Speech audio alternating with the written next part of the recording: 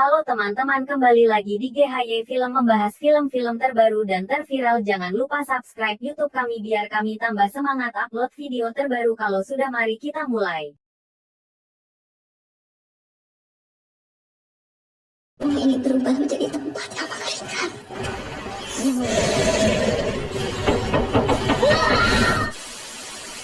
Diawali dengan seorang perempuan yang bernama Dewi yang sedang mengunjungi rumah teman pantinya saat kecil yang bernama Gadis yang terus-menerus ketakutan dan mengaku jika ia selalu diganggu dan disiksa oleh sosok jahat yang dari dulu sering meneror anak di panti.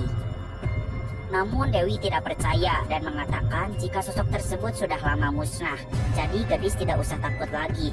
Dan pada malam harinya, Dewi yang tidak bisa tidur melihat hal yang aneh di rumah tersebut. Scene pun beralih menjadi pagi hari dan Gadis melihat jika Dewi tidak ada di dalam kamar.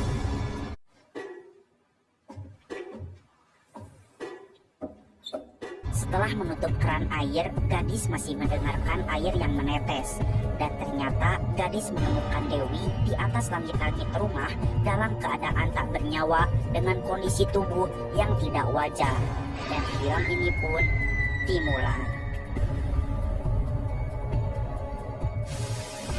Setelah Alfie dan Nara berhasil selamat dari jemputan iblis di film pertamanya, kini mereka tinggal di sebuah apartemen di Jakarta.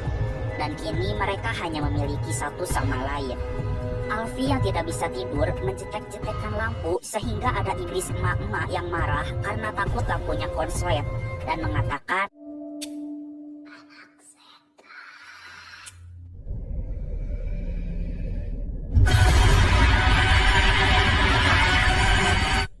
dibilangin jangan main lampu, bandel sih. Dan pada saat pagi harinya, tiba-tiba saja terdapat 4 orang di dalam kamarnya dengan berpakaian seperti maling. Alfie segera menyelamatkan Nara, namun ia terkena kejut listrik dan akhirnya pingsan. Nara dan Alfie pun diculik ke rumah panti yang bernama Rumah Panti Batra. Rumah panti tersebut terletak di tengah hutan dan jauh dari pemukiman warga. Yang ternyata mereka semua yang telah menculik Alfie dan Nara adalah mantan anak-anak panti ini. Mereka semua ada 6 orang. Ya udah, biar seluruh semua kenal, Mamang kenalin aja satu persatu ya. Yang pertama ini namanya Jenar. Jenar merupakan anak tertua di panti ini.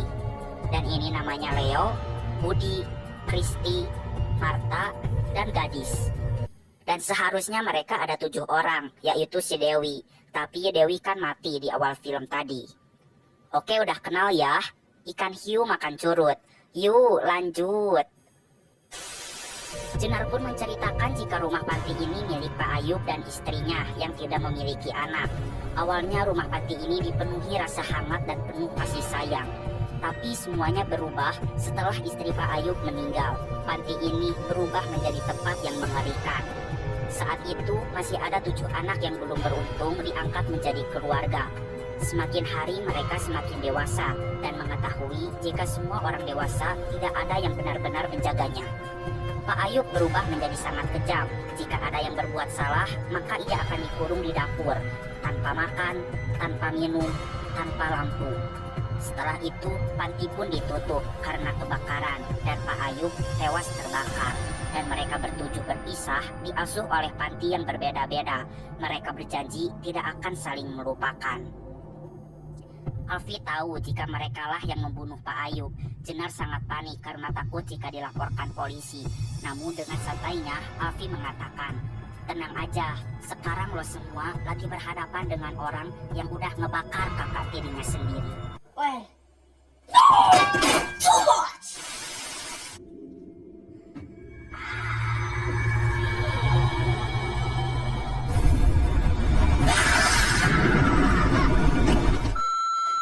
Akhirnya Gadis memberitahukan jika ada seseorang yang pernah melapor kepada polisi jika ia selamat dari teror iblis. Orang tersebut adalah Alfie. Maka dari itu mereka semua pun meminta tolong Alfie untuk mengusir sosok Pak Ayub yang selama ini kerap mengganggu mereka. Alfie menolak karena ia tidak mau berhubungan kembali dengan iblis. Tapi kalau Alfie mau pulang, ia juga bingung harus kemana karena rumah itu berada di tengah hutan. Mau tak mau, Alfi harus membantu mereka semua. Tapi Kristi masih tak percaya dengan hal-hal mistis dan tidak mau melakukan ritual semacam ini. Gadis sangat sedih karena dari dulu, dari mereka kecil, semua orang tak ada yang percaya kepadanya jika ia benar-benar melihat sosok Pak Ayub. Bukan karena gue nggak percaya, berarti gue nggak berduka ya. Mereka semua pun memberikan kitab iblis kepada Alfi. Alfi sangat shock dan langsung muntah. Alfi bertanya dari mana mereka bisa dapat kitab itu. Budi menjawab jika dulu ia melihat ada seorang perempuan berjubah putih dan memberikan kitab itu kepada Pak Ayub. Perempuan tersebut juga dulu membantu ayahnya Alfi untuk bersekutu dengan iblis. Yang ternyata Pak Ayub ini ingin bersekutu dengan iblis juga untuk membangkitkan istrinya yang telah mati.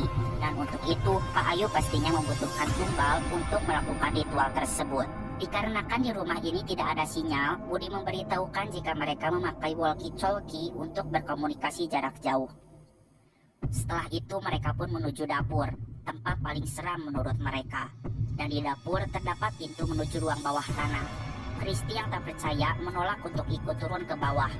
Dan Alfi menitipkan Nara kepada Kristi. Di sini terlihat jika Marta juga tidak mau turun ke bawah, tapi gadis mengatakan jika mereka butuh Marta di bawah sana. Marta telah meriset kitab tersebut, dan Marta mengatakan jika Alfi harus membaca mantra yang ada di dalam kitab agar Pak Ayub bisa musnah. Mantra ini hanya bisa dibaca oleh orang yang pernah selamat dari iblis saja. Maka dari itu Alfi lah yang harus membacanya. Untuk membaca kitab ini membutuhkan darah dari si pembaca. Setelah dibaca, tiba-tiba Alfi mendapat penglihatan jika dulu terlihat Pak Ayub yang sedang melakukan ritual dengan iblis yang bernama Molok untuk membangkitkan istrinya di ruang bawah tanah.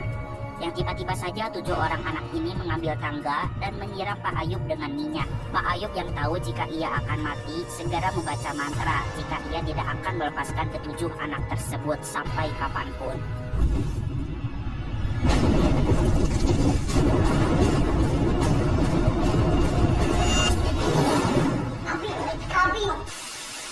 Setelah Alfi sadar, tiba-tiba saja bangku terbang dengan sendirinya, berusaha menghantam orang-orang yang ada di sana. Tak lama dari itu, gergaji besi tiba-tiba berputar sendirinya yang hampir saja menyayat tubuh mereka. Untungnya tidak ada yang terluka dari kejadian tadi, dan Jenar yang berada di pojok ruangan segera dicekik oleh Ayub dan kepalanya pun dihantamkan secara bertubi-tubi ke tanah sehingga Jenar tewas duluan. Kristi mendengar jeritan dari ruang bawah tanah. Kristi segera membuka pintunya. Dan tanpa mereka sadari, Ayub keluar dan langsung merasuki tubuh Kristi, dan pintu pun langsung tertutup. Nara segera berlari secepat mungkin dan berusaha menahan pintu agar Kristi tidak menyerangnya. Kristi sangat berusaha untuk bisa masuk.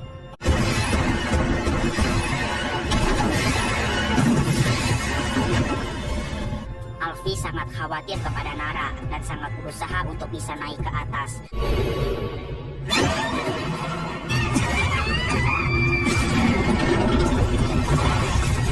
Yang akhirnya Alfi pun datang dan langsung menyerang Kristi hingga tewas. Alfi, Bapak lo titip salam. Alfi, mati.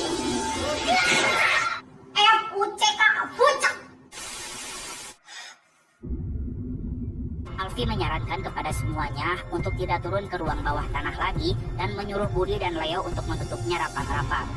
Alfi pun melihat kitab iblis itu yang sedang dipegang oleh gadis dan segera menuju ke arah Marta.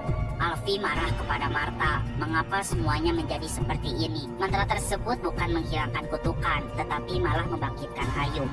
Marta menjawab jika itu memang benar-benar bisa menghilangkan kutukan Ayub dan ia tidak tahu apa-apa.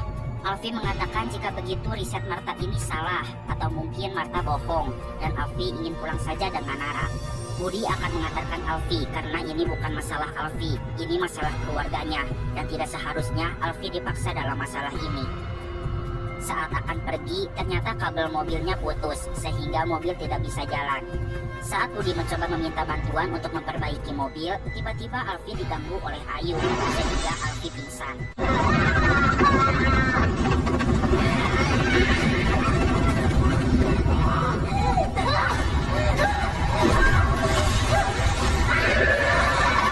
Di dalam mimpi Buktinya lengan Alfi dipegang oleh Ayub hingga mengalami luka bakar, dan luka itu pun masih ada saat ia sudah sadar.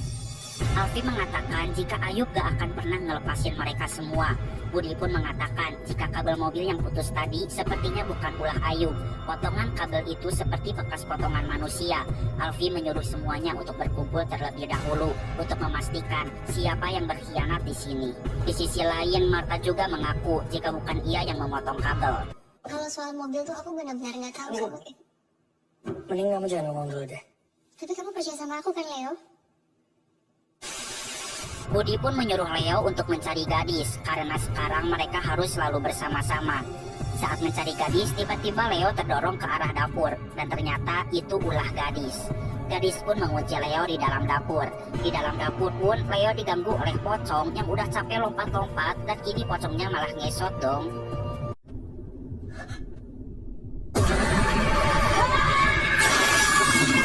Dan akhirnya Leo tewas dengan muka yang hancur.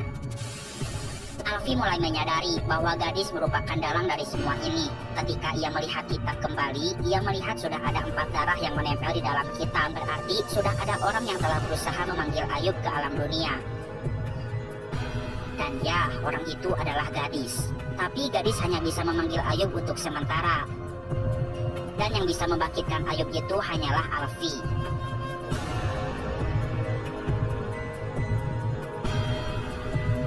Gadis pun bersekutu dengan iblis dan akan membantu Pak Ayub.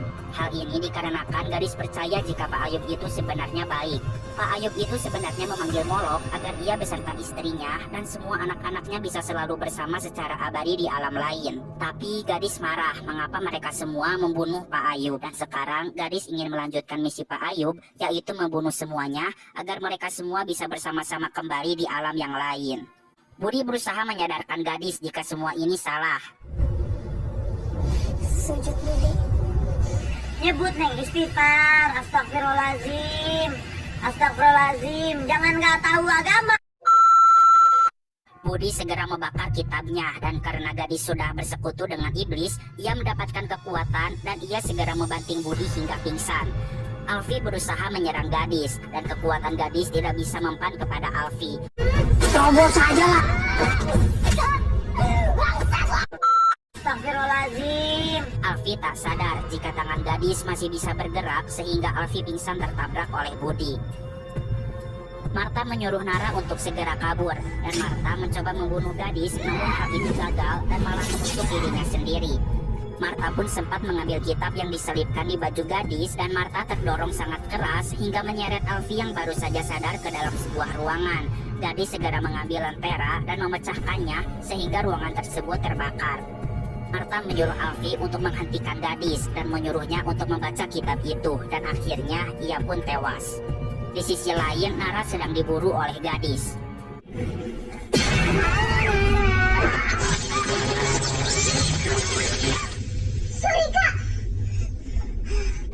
Sangat santuy sekali ya, Nak. Dan Alfi telah menemukan sebuah halaman yang mungkin saja halaman tersebut berisikan mantra yang bisa membuat seseorang mengeluarkan kekuatan dari tangannya. Dan ya, kini tangan Alfi menjadi sakti slur. Alfi segera membawa Budi keluar dan menyuruhnya untuk segera memperbaiki mobil dan ia harus masuk ke dalam lagi untuk menyelamatkan Nara. Jangan mati. Please. Gue usahain. Setelah melihat berbagai kejanggalan, akhirnya Alfi berhasil menemukan Nara yang sedang bersembunyi. Dan mereka pun harus melawan gadis yang sudah dirasuki oleh Ayub. Alfi menyuruh Nara agar lari menuju tangga saat ia akan menyerang gadis.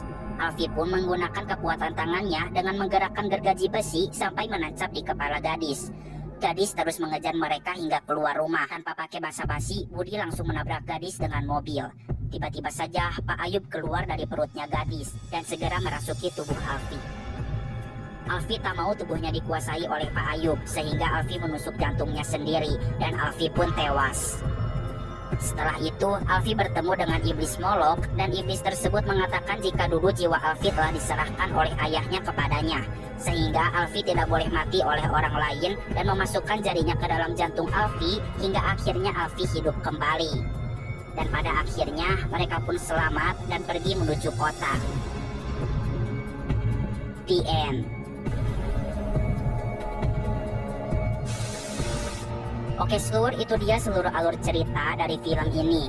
Jika Moloklah yang hanya bisa membunuh Alfie, akankah film ini ada spoilnya lagi? Tuliskan pendapat seluruh semua di kolom komentar di bawah ini. Oke seluruh, cukup sekian, semoga terhibur and see you.